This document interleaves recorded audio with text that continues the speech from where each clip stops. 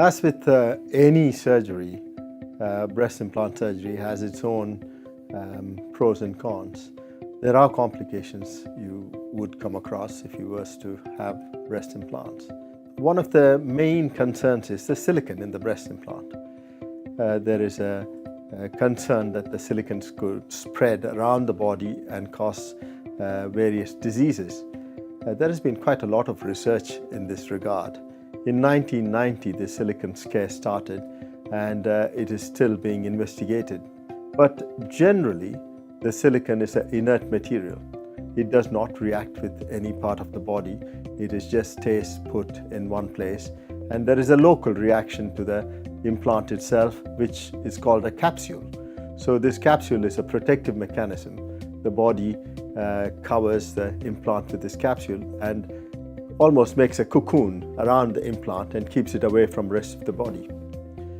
But more recently, there has been concern about a type of cancer which can be induced by breast implants. This has been known to us for the last 7-8 years, but the incidence of this is very small. In fact, the type of breast implant I use, which is the Mentor implant with a rough surfaced Mentor implant, the chance of having this kind of anaplastic large cell lymphoma, ALCL, which is what has been in the papers recently, is 1 in 80,000, the chance. But if you were to have a smooth implant, then the chance is almost not there. So these are the concerns we have about breast implant and health.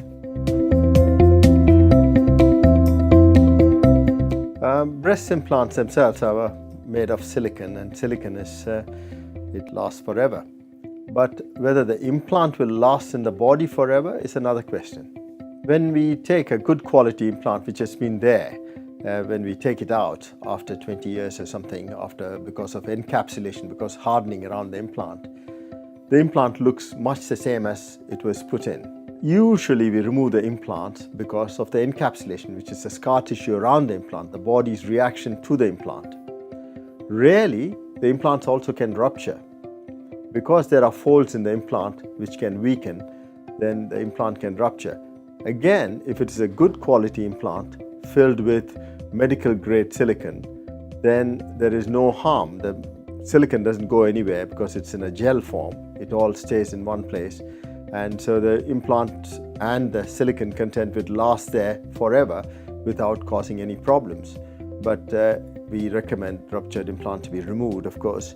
If we were to remove it, it's quite easy to wipe it clean and put a new implant in. So answer to the question is, the implant themselves would last. There is no expiry date, they don't decay, but the body's response to the implant is what makes us change the implant in 10 years or 15 years time. As with any procedure, any operative procedure, there are risks.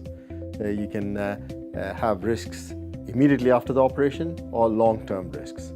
Immediately after the operation, bleeding, infection, all these are risks, but they're extremely rare. You can have problems with location of the implant, malposition of the implant. If the implant is being placed slightly higher or lower, that could be another problem associated with the implant. These are all the immediate risks. Sometimes you can get stretch marks because the skin has been stretched very acutely, very suddenly with an implant. This can cause stretch marks, especially in younger patients if they choose very large implants. Another problem with implant is numbness. Larger the implant, more numbness. And larger the implant, more weight, so it can cause more sagging much earlier. So these are all the problems associated with the implant. The long-term issues with the implant is encapsulation. Over a period of time, the scar tissue around the implant develops like an onion peel, another layer over a period of time. So 10-15 years time, the scar could be so thick, the implant is not soft anymore. When you feel the implant, what you're feeling is really the scar tissue. And this might also cause discomfort. It can cause pain and tenderness. So this could be a reason for removing the implant, the scar tissue, and replace it with a new implant long term.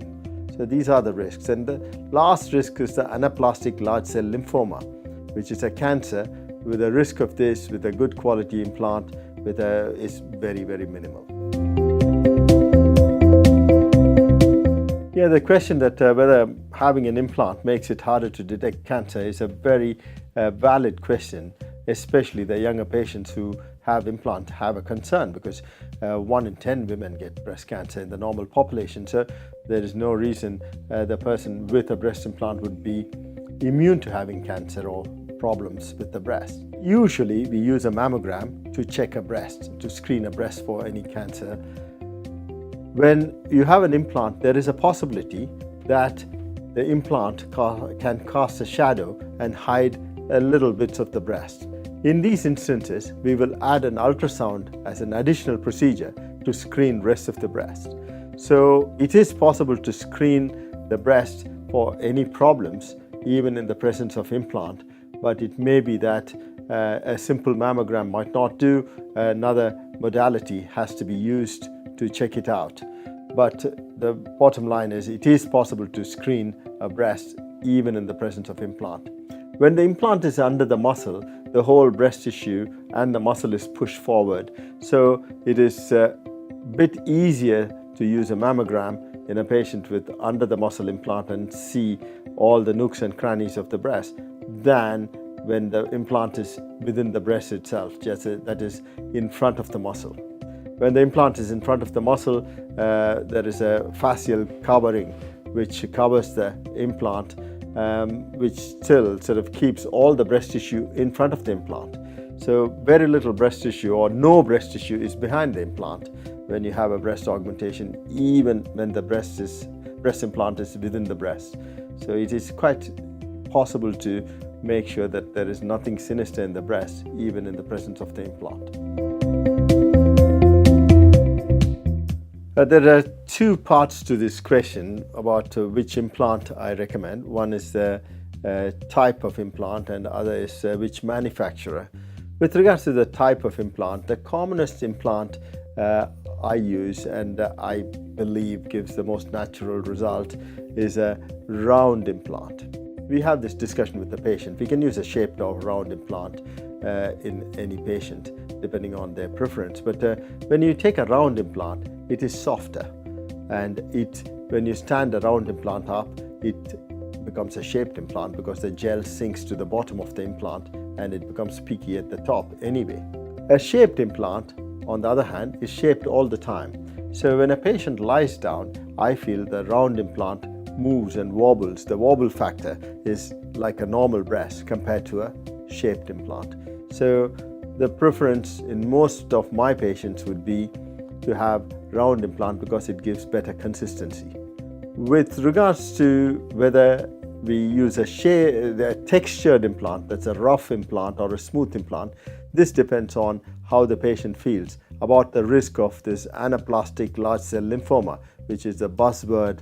We have read about it in the newspapers recently. This is a rare cancer which can affect the breast implants when the patient has a rough surfaced implant. It is extremely rare, 1 in 80,000 chance. So this is a conversation we have with the patient before selecting. With regards to the manufacturer, I tend to use Mentor implants. Mentor belongs to Johnson & Johnson. It's one of the big manufacturers of medical devices, and they have a very high quality manufacturing process. That's the reason I choose them.